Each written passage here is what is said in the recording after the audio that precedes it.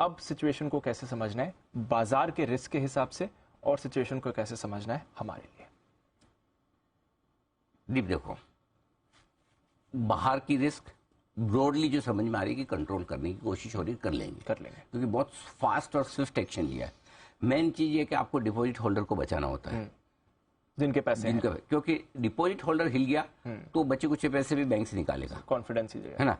Creditor और share holder, उनकी तो समस्या लाइफ में हमेशा होती है, जो अनसिक्योर्ड है उनका तो आप कुछ नहीं कर सकते।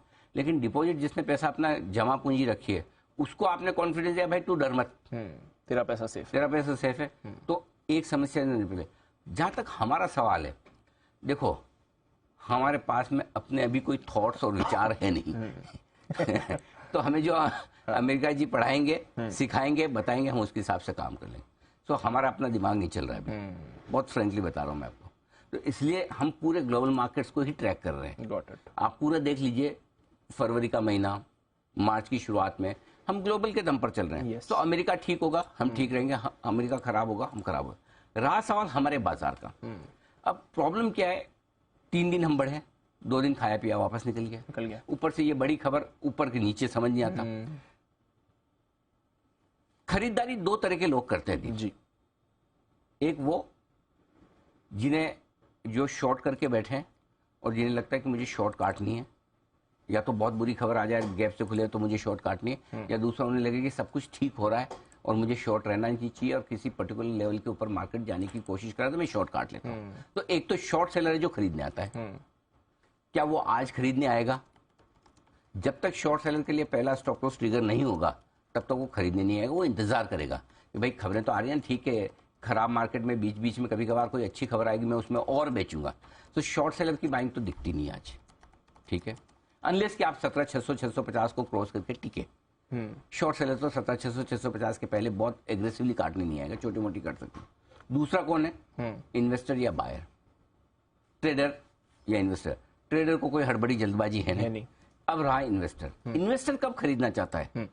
जब उसे 2 तरीके के इन्वेस्टर हैं। एक आम इन्वेस्टर जो उस दिन खरीदना चाहता है जिस दिन उसको ये लगे कि अभी नहीं खरीदूंगा तो 3:30 बजे भाव ऊपर होगा, या आज नहीं खरीदूंगा तो कल ऊपर होगा, इस हफ्ते नहीं खरीदूंगा तो अगले हफ्ते ऊपर होगा। एक उस तरह के इन्वेस्टर, तो उस तरह के इन्वेस्टर्स बहुत ज्यादा इस वक्त है नहीं, बचे नहीं है। हाँ, सही बात है। हाँ, तो खरीदारी का अभाव है, लेक ऑफ बाइंग। कि जब तक आपको ये कोई ऐसा तेजी का कारण ये ना दिखे कि अचानक से क्यों मार्केट भाग जाएंगे, तो तब तक वो नहीं आता। दूसरे इन्वेस्टर होते हैं फंड वाले, वो धीमे धीमे आराम से आते हैं। तो वो फंड की खरीदारी धीमे धीमे है, वो आती रहेगी।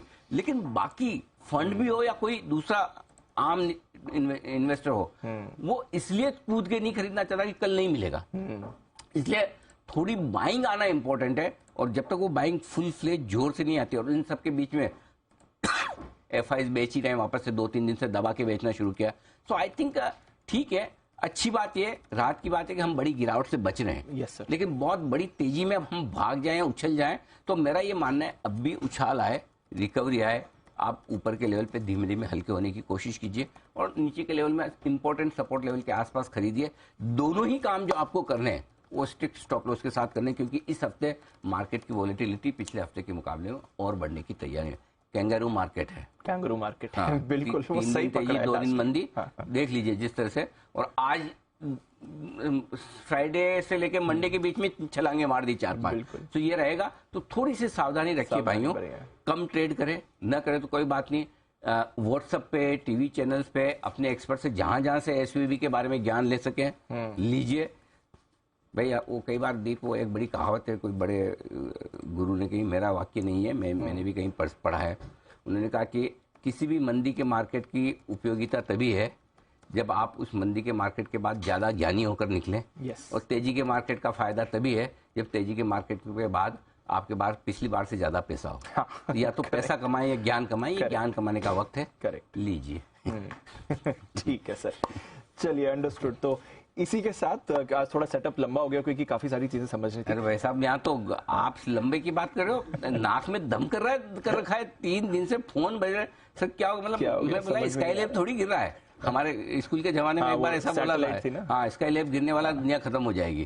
तो सबको लगा 2-4 दिन में जो जिंदगी के बचे हुए सारे काम कर डालो, कर दो। यहाँ पे ऐसा लग रहा है एसवीबी का मतलब स्काई लैब ही है, ये ऐसा गिरा। शांति रखो भाई। लेमन ब्रदर्स के बाद हमने लाइफ हाई बनाए इतने बड़े बड़े। हाँ, सो कोविड के बाद बनाए। कोविड के बाद बनाए। कुछ नहीं, ये वक्त भी निकल जाएगा। देखो बहुत गिर गया तो लेना है, नहीं गिरा तो कोई बात नहीं। कोई बात नहीं। तो अपने तो लाइफ में पॉजिटिव रहना सीखो और जो है शांति से संभालो। नया ज्यादा उछल कूद मत करो, जितना है उतना संभाल पाए, उतना ही खाएं जितना पचा पाए। अपना डाइजेशन सिस्टम खुद चेक करें और जितना है डाइजेशन सिस्टम आपका स्ट्रॉन्ग, उससे कम खाएं, थोड़ी जगह रखें। वैसे मार्च और मार्केट्स डेडली कॉम्बिनेशन है। बहुत ही बढ़िया एकदम।